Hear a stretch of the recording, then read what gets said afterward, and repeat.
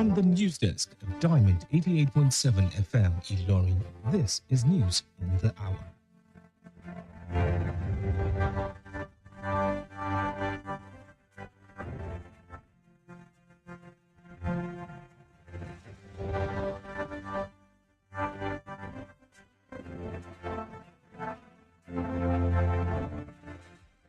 In the headlines, Tinubu claims governors no longer borrow for salaries. Sheikh Gumi alleges government aware of terrorist locations. Kwara powers 13 public hospitals with solar energy. On the foreign scene, Guinea opposition leader urges direct resistance after 40 parties dissolved. And in sport news, NFF slashes Kwara United's fine, upholds 3 months deduction. Good afternoon and thank you for staying with us on Diamond 88.7 FM. Ilorin, this is the news on the hour. I am Bisola, Oduwole, Suliemen. We'll bring you details of the news after this break. Please stay with us.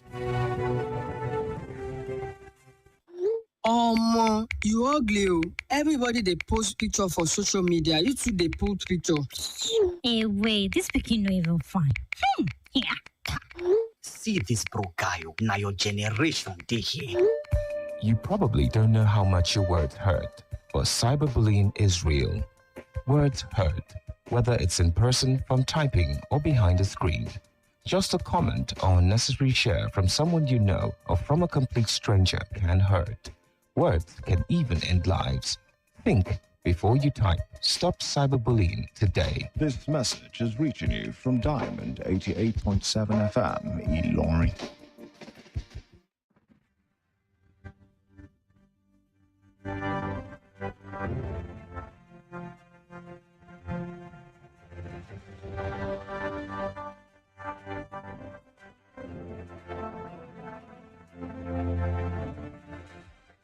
Welcome back from that break. Please note that you can listen to us via our website www.diamondfm.net or watch us live on Facebook at Diamond 87 FM and YouTube Diamond FM Ilorin. Now the news in detail. President Bola Tinubu has stated that Nigeria has overcome much of its economic challenges under his administration, stressing that governors no longer borrow bank loans to pay workers' salaries. According to a statement by presidential spokesperson Bayo Ononuga, the president made the remarks on Monday while hosting religious and traditional leaders for an interfaith breaking of the fast at the presidential villa in Abuja. President Tinubu promised to continue making the most of the opportunity given to him to lead the country by sustaining the trajectory of economic growth and prosperity. He also assured Nigerians that the nation would not allow agents of instability to undermine its peace, unity and sovereignty, while acknowledging the critical roles religious and traditional leaders play in promoting stability and moral guidance in communities. The Nigerian Education Loan Fund, NELFund, has stated that since the program was launched, it has disbursed more than 206 billion naira in student loans to support tertiary education across the country. According to the fund's daily status report released on Monday, a total of 206.29 billion naira has so far been paid to 1.16 million students who successfully applied for the scheme, reaching students in about 270 tertiary institutions nationwide. A breakdown of the disbursement shows that 128.84 billion naira was paid directly to higher institutions to cover tuition fees of beneficiaries. In addition, 77.45 billion naira was disbursed to students as upkeep allowances to help meet their living expenses while studying. Still in the news, Kaduna-based Islamic cleric Sheikh Ahmad Abubakar Gumi has alleged that the President Bola Tinubu-led Nigerian government knows all terrorists by name and location. Gumi made the claim during a television interview cited by Diamond FM while defending his meetings with different terrorist groups. Responding to critics who accuse him of defending criminals, Gumi insisted his approach is rooted in religious obligation and conflict resolution principles, not sympathy for armed groups.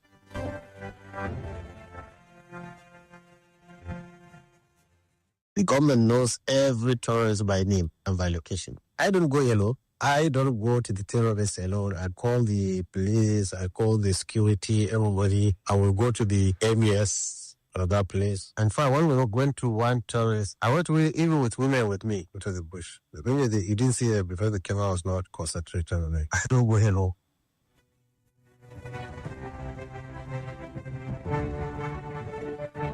The Kwara State government has extended renewable energy infrastructure to more public hospitals as part of efforts to strengthen healthcare delivery and ensure uninterrupted power supply across the state. This was disclosed in a statement issued on Monday by the management of the Kwara State Hospital Management Board, stating that the initiative forms part of the government's commitment to promoting sustainable and climate-friendly healthcare systems while improving electricity supply in public health facilities. The hospitals, however, include General Hospital, Share, Specialist Hospital, Jeba, General Hospital, Erinle, General Hospital, Umaro, Children's Specialist Hospital, Ilorin, and the Essential Drugs Program. Similarly, seven other health facilities were equipped with 10 kVA solar inverter systems to strengthen electricity supply for routine and emergency medical services. Still in Kwara State, a member of the All Progressives Congress APC in Kwara State, Abdurrashid Seleke, has defended Governor Abdurrahman Abdurazak against criticisms over the rise in insecurity in parts of the state, saying the governor should not be blamed for the situation.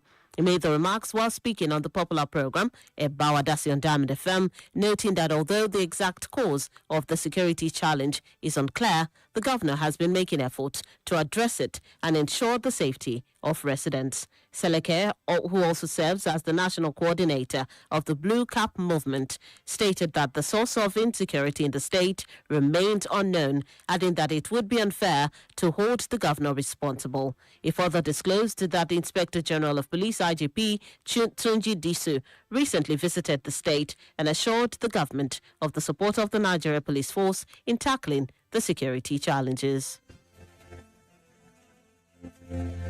And that's it on the local scene. The news on the hour is reaching you from Diamond 88.7 FM. Lauren, we take a short break. When we return, we bring you foreign and sports news. Please stay with us.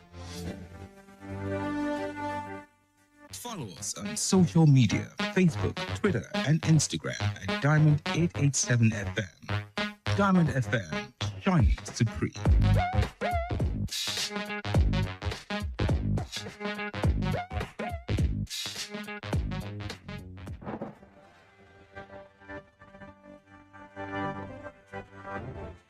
Welcome back from that break. If you're just joining us, you're listening to the news on the hour reaching you from Diamond 88.7 FM, Ilorin. Before that break, we brought you local stories. Now we move on to the foreign scene.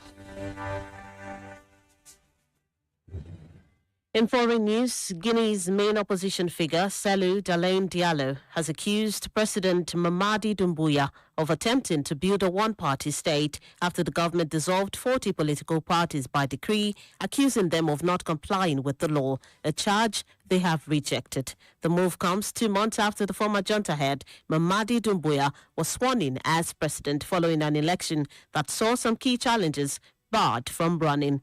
Diallo, the leader of the main opposition party, Union of Democratic Forces of Guinea, which was among the parties that were dissolved, stated that direct resistance to the country's coup leader turned president has become the only path to change. And that's it on the foreign scene. Moving into the world of sports, the Nigeria Football Federation NFF Disciplinary Committee has reduced an earlier fine levelled against Kwara United for the crowd troubles that marred their home clash with Rivers United in Ilorin. The Nigeria Premier Football League (NPFL) had earlier fined Kwara United 9 million naira and were made to forfeit 3 points and 3 goals as part of their punishment. Ashifat Suliemen's side were also ordered to play 5 home games at the Moshood Abiola Sports Arena, Abeokuta, after which they can return to their home ground in Ilorin. Meanwhile, the NFF's disciplinary committee, after hearing Kwara United's appeal, reduced the fine to 5 million naira. And that's it in the world of sport. With that, we've come to the end of the news on the hour for today. But before we go, here's a recap of the major highlights. Tinubu claims governors no longer borrow for salaries. Sheikh Gumi alleges government aware of terrorists' locations.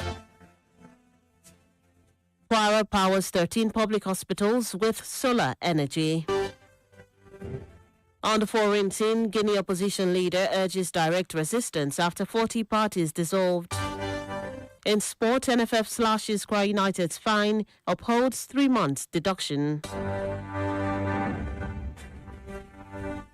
Those are the major headlines that's brought to you this afternoon. Before we wrap up the news, we take a look at our Today in History segment.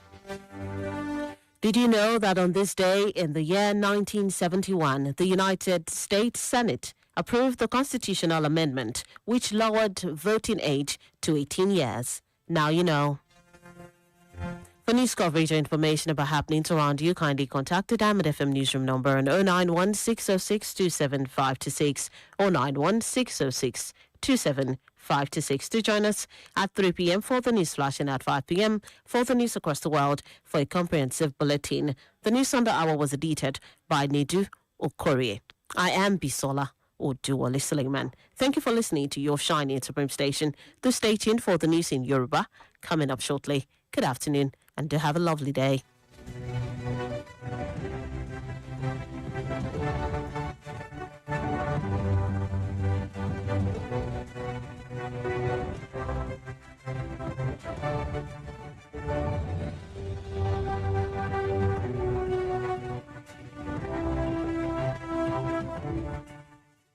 Diamond 88.7 FM is here to make sense out of your world through our balanced news coverage from the nooks and crannies of Nigeria and beyond. Journey with us through the news we tracked for you at this moment on your shining supreme station. Ooh, 88.7 FM. Yeah. Diamond FM. Hey. 88.7 FM.